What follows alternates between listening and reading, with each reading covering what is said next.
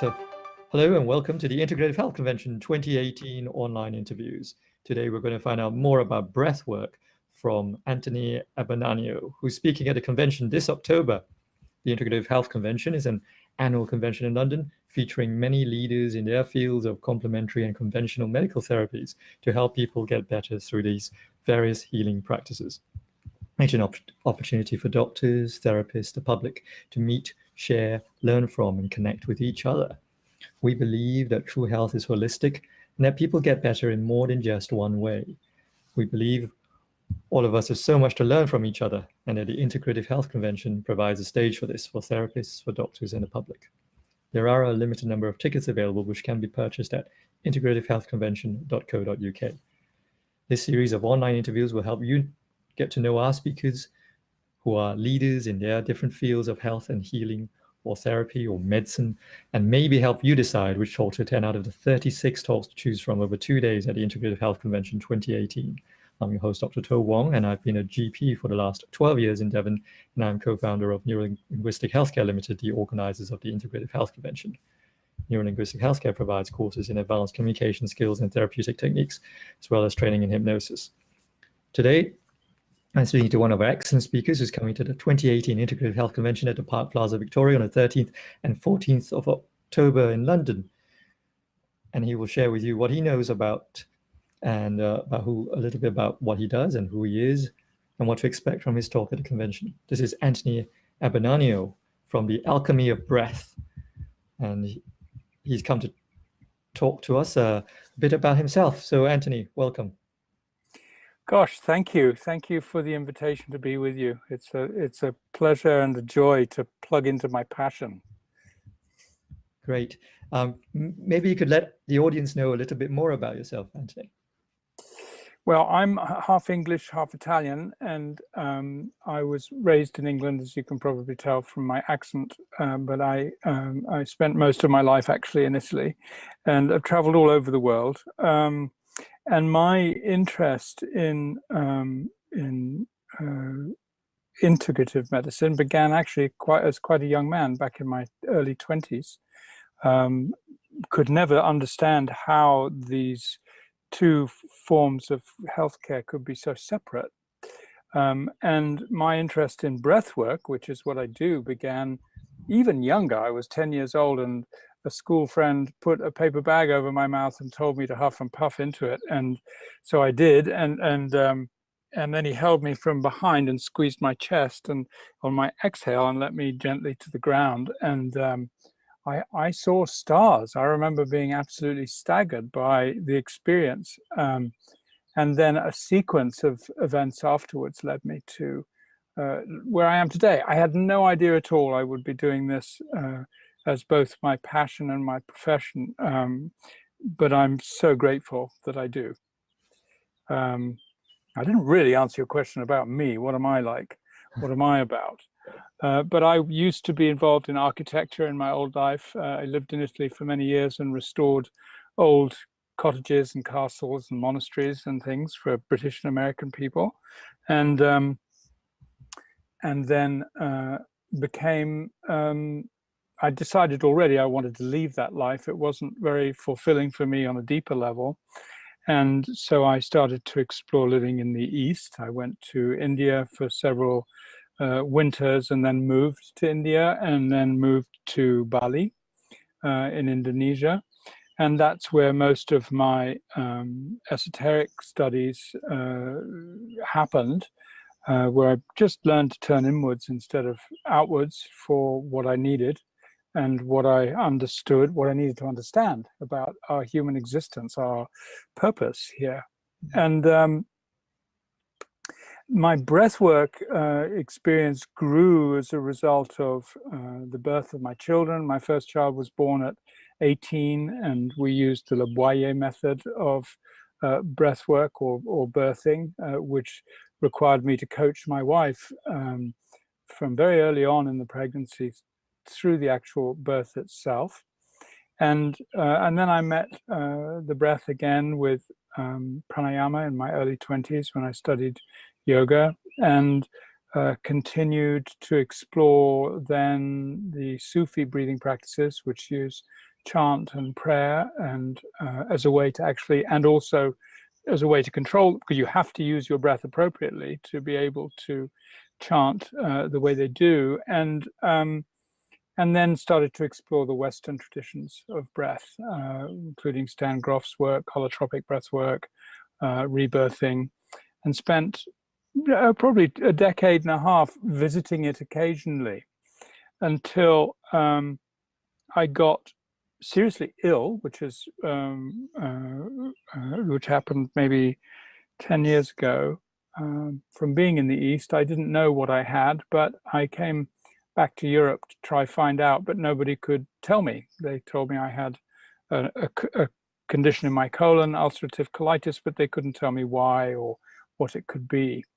And I was fortunate enough to have a good friend at the time who is now my wife, but she was just a friend at the time, and she said I had to go see a doctor in New York. And Amy is an intuitive, and so I went, okay, I'll go. And so I went to see Dr. Cahill in New York, who is he was the Surgeon General of New York State for 15 or 16 years, a very well-known doctor. And he found out that I had a parasite. And had I not done that, I was probably a week or 10 days away. I had to go in a wheelchair and you know, get to New York by any means I could. And since then, of course, I now found out about the condition, and so I've been able to protect myself. But perhaps the pivotal moment for me was when I was in bed in Italy. I'd been to the medical profession. I'd had, I think, 108 blood tests. They couldn't diagnose. They couldn't figure out what was going on. They kept checking me for HIV because I was wasting away, and I was also very swollen.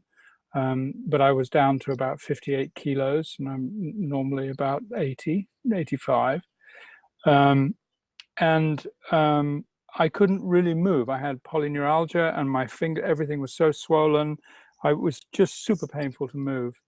And what happened was that I became reduced. I went through several stages of denial, asking why me. I was in bed for several months and in the greatest difficulty, and couldn't sleep at night. At dawn, I would just zonk for an hour or two.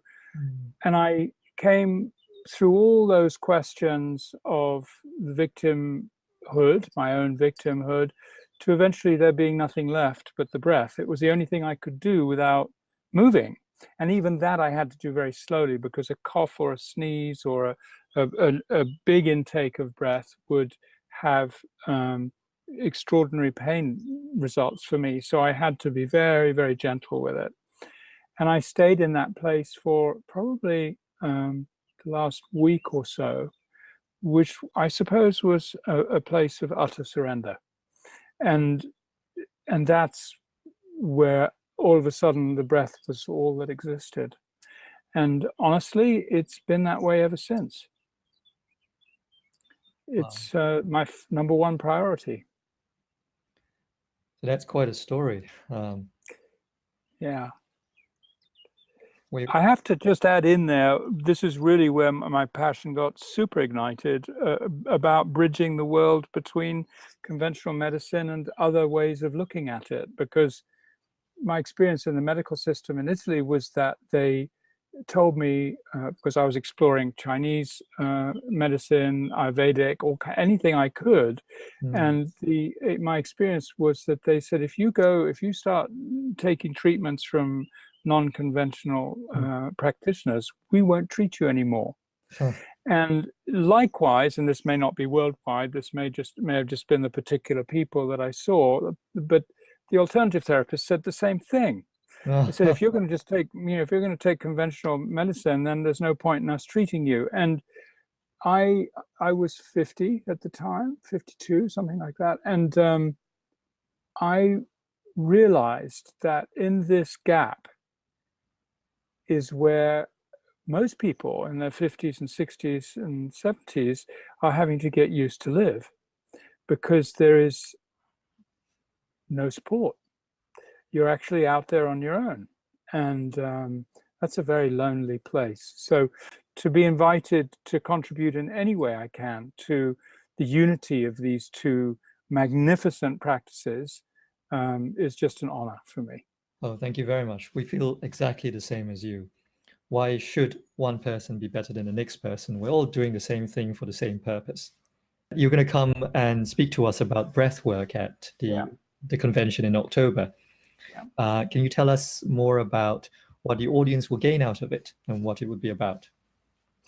Well, I've been invited to speak before about breathwork, and I'd have to distinguish between speaking about or speaking from. And the reason I say that is because it's the only way to really understand its power is to have the experience of doing it. And so what I will be bringing will, in some form or another, we'll see what happens on the day, will be a possibility for people to give it a go, to actually try it, and therefore get the a clear idea of what the words can't explain. And the reason I say that is there's a paradox. It's the practice of breath work introduces us to alternative intelligence, you could say, depending on how you wish to interpret it. But the primary breath practice that we use is one that is a connected breath through the mouth, and connected means that there are no gaps between the inhale and the exhale. So it looks like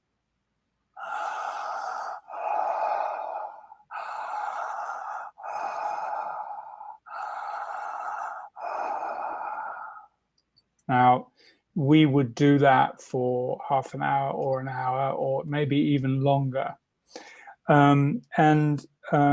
We use several different types of breath depending on the condition and the circumstances, but that's one particular type that we use in group sessions because it's impactful and overcomes people's perhaps prejudice about something so simple being able to be quite so powerful. So that's probably, it'll be some form of that breath that we'll try when I come. I just want to say, don't do this at home without me, because you do need guidance or you need some explanation beforehand. And I do it every Sunday on the internet, actually, in the morning and in the evening at 9 o'clock UK time, and 9:30 in the morning and 5 p.m. So people can try it beforehand if they'd like to. It's a half-hour session that I do, and it's free, and it's a great way to increase our outreach. And we're up to about 75 or 80 people each session that get together from all over the world. So that's probably the breath that I'll bring. And how do people register for that? They can go to alchemyofbreath.com, and there'll be a pop-up asking you if you'd like to join the free breathwork webinar. And it's all very straightforward and easy to join. We use the Zoom platform. All you need is a laptop or a telephone, and better for you with headphones if you have them. It'll give you better sound quality. Great.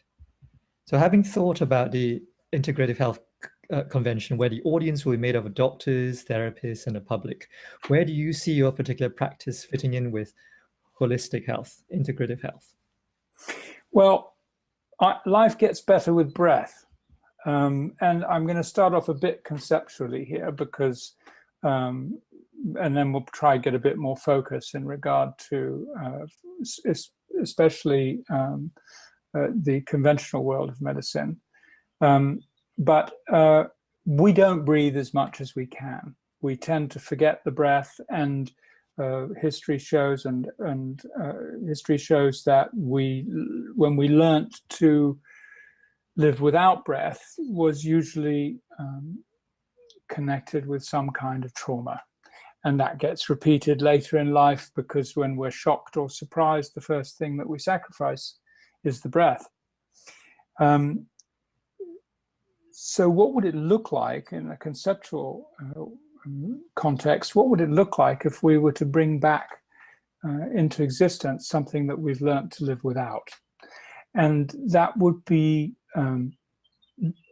obviously something different than normal. In other words, something other than what we're accustomed to. And that's indeed what happens, especially when you breathe in this particular way that I just told you. We learn to leave our normal state of consciousness or awareness behind, and we move into an expansive perception, one that will give us something else to consider things with. So if you're in your life confronted with an issue or a problem, and that could be physical or metaphysical, it doesn't really matter. If you take it to a session of breath work, it's very likely you'll come out of that session with more information and a different point of view than you had when you went into the session. So there's a challenge. Yeah. And it's also very much about the alchemy of breath is very much about what is it that what is the difference that can happen as a result of a session, and that's exactly where the alchemy lies, in the breath. So what would it look like if we could use the breath to inform us about any life situation at that point? And many of our practitioners and facilitators and students practice every day in order to inform their lives with this quality that would not be there without that experience. So that's a very general conceptual so almost like a presentation. type of meditation, is it? It you know, yes, it is. It is, absolutely. And I've had meditators of 30 and 40 years come up to me after one session and say, I've been looking for this for decades, and I've only just realized that this is it. So you might call it a bit like a turbo meditation, if there could be such thing. It's a very powerful and deep meditation, yeah. Yeah. And it tends to reconnect us with our essence. So what happens is we breathe like this and we begin to leave behind our old state of awareness, our old mindset.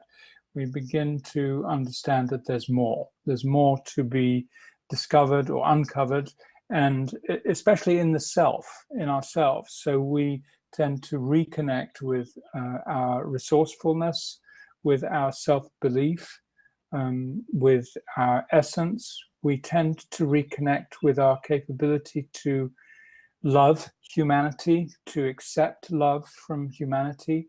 We explore those realms that Brené Brown described so beautifully in her TED Talk, where vulnerability and core strength coexist, where they both reside.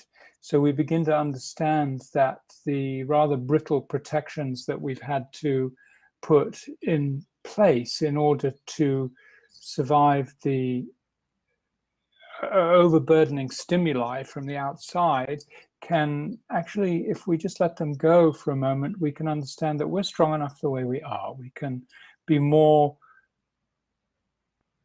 vulnerable and more transparent and less protected, but still be strong and be sovereign. So that's one of the purposes, that's one of the things that attracts me so much about this work. Really? When we apply it to for example, the worlds of business or medicine or any of those areas, I'll get to the medicine last perhaps, but one thing we know that is in terms of team building, communications between different levels in a hierarchy from the top to the bottom. It's used also in the military, I believe. In the US, they use breath practices, not this one. They use something called the coherence breath. It's a great way to get a sense of team, brotherhood and sisterhood amongst co-workers. And in the medical world, we've been discovering, my belief is that we're at the dawn of a whole new understanding of how powerful the breath can be. But I once listened to something called the Breathwork Summit that was recorded in 2012 by a friend of mine, Jessica did. And we're producing another one of these in the next year, she and I. But there was an anesthetist that said that he used it specifically for when he would insert the, I think it was catheter, what do you call it? No, see, I'm not medical, but something up here into the it's like a tracheotomy, or into the thing, or also into the arm. He would use the breath as his guide, and he would get his patients to breathe in a certain way so he could make sure that he did his work at the appropriate moment. I understand also from that same summit that the time of recuperation after serious operations, especially lung operations, is diminished considerably by using the breath as a practice. And we know in the world of psychiatry and psychotherapy that the breath is extremely valid as well. So it was Fritz Perls, the founder of Gestalt therapy, who said that anxiety is enthusiasm without the breath. And indeed, he went on to say, if you take 6 breaths a minute, so that's one cycle of breath in 10 seconds for a minute, you can't stay anxious, you can't stay stressed. And he foresaw what the HeartMath Institute in California is now call heart coherence, which is the coherence breath, which is exactly that. It's an inhale for 5 seconds and an exhale for 5 seconds, and that brings what they call heart coherence.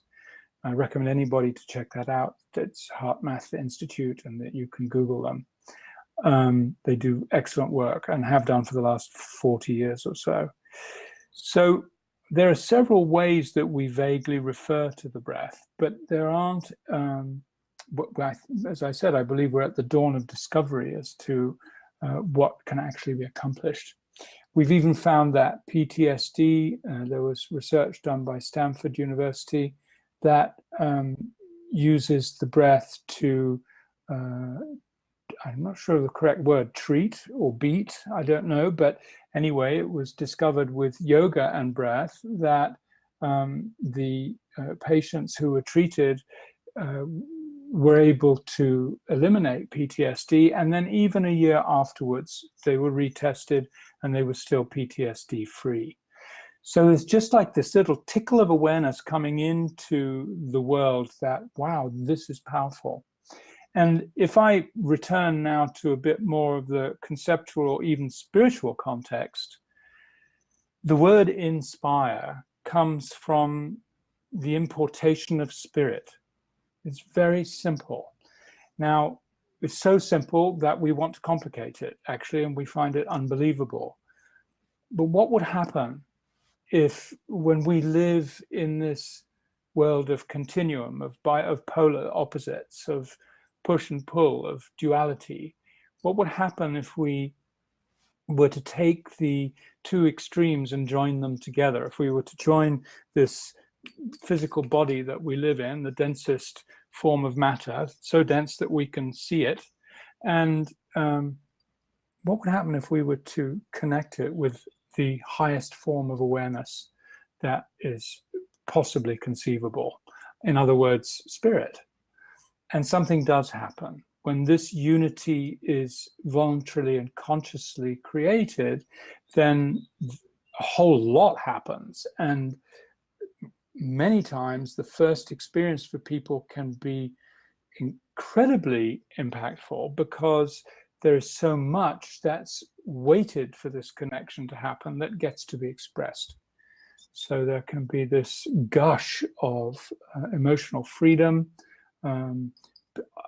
unreasonable sense of peace achieved, a complete reconfiguration of perspective with issues, relationships, problems, life problems, death issues, cancer, for example, things that threaten us in life being suddenly interpreted in a much more positive way, where there can be more possibility than just that being railroaded into a series of treatments without taking care of the whole being. Yeah, absolutely.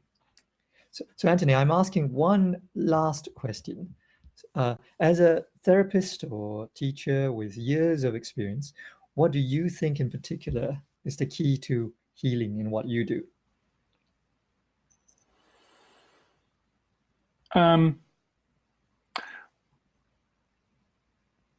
Well, healing, to me, healing is a state of being more than a process for me. And it's actually a moment. Healing is a moment. And the more of those moments we join together, the more that becomes possible. And in that moment, what are we doing? We are seeking to bring things back to wholeness. And most unease, if not dis-ease, is caused by some kind of breakdown, some kind of breakage. So for me, the biggest gift of my work is that we learn to expand the moment. These moments that we skip over in order to get somewhere, we actually stop that process and we expand the moment, we explore the moment, and we can therefore harvest from the moment a richness of understanding that can really help us. Even when we leave that moment and we're back in the rush of life, we have a point of reference. So healing, and as the founder of Community of Healing, my feeling is that healing is a state of being. It's an attitude and not a process. So we can die and be healed. And we have this concept that death means that I would wish anybody, you know, if death is not a failure, even in the medical world, death is not a failure. It's a process. It's a state of being, just like life is a state of being. So may we all be able to become our own healer. And I think also, when I use the word healer, that triggers me a little bit, because I really believe the essence of healing is taking responsibility for ourselves and not deferring. Brian Epstein wrote a book called The 12 Stages of Healing that we go through in order to become our own healer. And he speaks of how we go to the doctor to get fixed. And we not only place an unreasonable amount of responsibility on someone else, we also abdicate our own capability from our own sense of responsibility. And as we go through those stages of going to get fixed and then blaming the doctor because he couldn't fix us, and then eventually we evolve into understanding actually the only person who can really put his hand on the wheel is me. And it's probably better that I don't hand over the wheel to other people. I get more proactive and engaged in my own healing process. So that's my answer to your question. Thank you very much. Thank you very much, Anthony. And thank you to the audience for watching this. Remember to get your tickets early now from our website.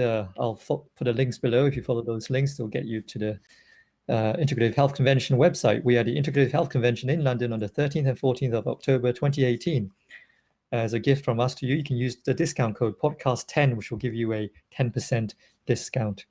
When we see you in October in London, you'll get to meet Anthony, myself, all our other amazing speakers. There are so many amazing talks to attend. I wish I could attend every single one of them. Please do come. Thank you.